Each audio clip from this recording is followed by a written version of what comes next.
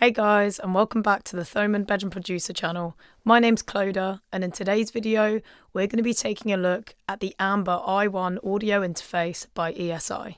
The Amber i1 is an extremely affordable but powerful audio interface. The interface is bus powered and provides 24-bit/192 kHz converters whilst boasting ultra low latency. This interface is marketed as an upgrade from ESI's previous U22 XT interface. In the box, you obviously get the Amber i1 itself, a USB-C to USB-B cable, and you also get a software bundle with Bitwig Studio 8, Wavelabs, Audified, and the Cubasis app. So let's take a look at the inputs that are provided on the Amber i1. Firstly, you have the microphone input, which is an XLR jack combo socket. This also has its own gain control and button for activating the phantom power of plus 48 volts. And underneath that, you have the high-Z guitar input, with its own gain control and dedicated line level inputs for other synthesizers or sound modules. On the interface, you also get a really nice LED display screen where you can monitor your levels. And to the right of that, you have the input button, which is required to select your input source. And you have 4 options of inputs: the line input, the microphone input, the high-Z input, and then another option for the mic and the high-Z input at the same time, which is useful if you're a singer-songwriter and want to record guitars and vocals at the same time. The Amber i1 also features real-time monitoring for input signals, and you have a crossfade control, so you can transition seamlessly between your recorded and monitored audio, giving you a more precise control over the sound that you want. And you also have this orange knob, which is for the main gain control. And then finally, you have the jack socket for your headphones, which also has its own gain control as well. So let's test it out. As you can hear, the audio sounds really crisp and clear with no added noise around it. I've currently got the mic gain set at around 75%, but I'm just going to turn it all the way up to 100% so you can hear what the line noise sounds like.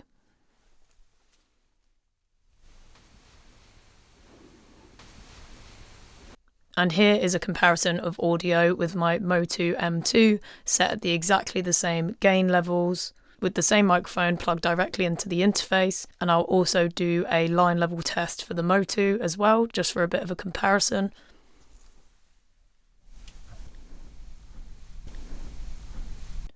I think the audio sounds really crisp and clear with virtually no unwanted noise, and I'm really impressed with the preamp from an interface of this price point of under £100. The Amber i1 is currently available for £77 and sounds as good as the Motu M2, which is over £100 more expensive. Now it's time to test out the guitar input on the i1, and just like the vocals, this is going to be completely clean with no processing.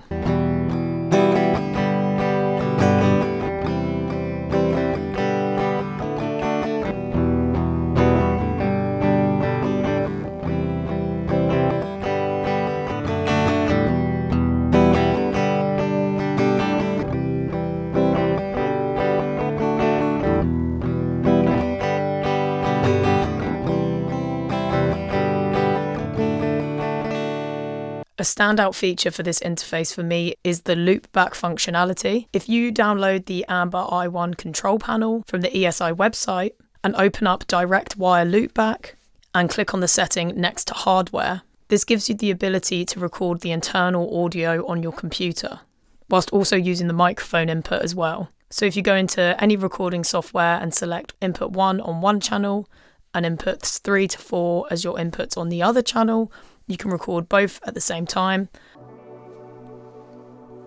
And you can also have your voice coming in over the top. And obviously you'd have to adjust levels and stuff if you were streaming, but it's really cool that this is a feature that you can do. This is extremely valuable if you're a podcaster or a live streamer, and I think it's a really impressive feature of this interface. In terms of the build quality, it's quite a bit lighter than other audio interfaces I've used, but it still feels strong and sturdy. It's also nice and compact, so it'll fit well on your desk. The colour is what ESI calls sand green, but to me it looks a bit more silver. the amber coloured gain knob, which really stands out and I'm guessing is why the interface has the name the Amber i1. However, the only cons I have of this interface are really to do with build quality over sound. The writing on the interface is white, and against the sort of silver or sand green colour, it can be quite hard to see, especially in a low light setting. So you kind of need to know where all the buttons are if you're working in a kind of dark studio or you can't get that close to the interface when you're using it. When you activate the plus 48 volts whilst you're on the mic input and then switch through maybe to another input, the 48 volts turns off automatically. So then if you want to go back to your mic input, you have to remember to turn that back on, otherwise you won't get any sound from your microphone. However, these are really small issues, and as I said, more to do with design than sound quality, which is obviously the more important thing when you're looking for an audio interface. For less than £100, this is an incredibly powerful interface, and I'm personally very impressed by it. It's clean sounding audio with minimal noise and low latency, which for me is really the things that you look for when you're looking at buying a new audio interface. And also for me, providing that loopback functionality is an extremely impressive addition and is something that some higher end and more expensive interfaces don't offer. So I would definitely recommend the Amber i1 to any aspiring producers or even podcasters or live streamers. And I'm sure you won't be disappointed with it. Let me know down in the comments if this is an interface that you would be interested in using or trying out. And as always, don't forget to subscribe to the channel for more music production content, and I'll catch you in the next one. Take care. Peace.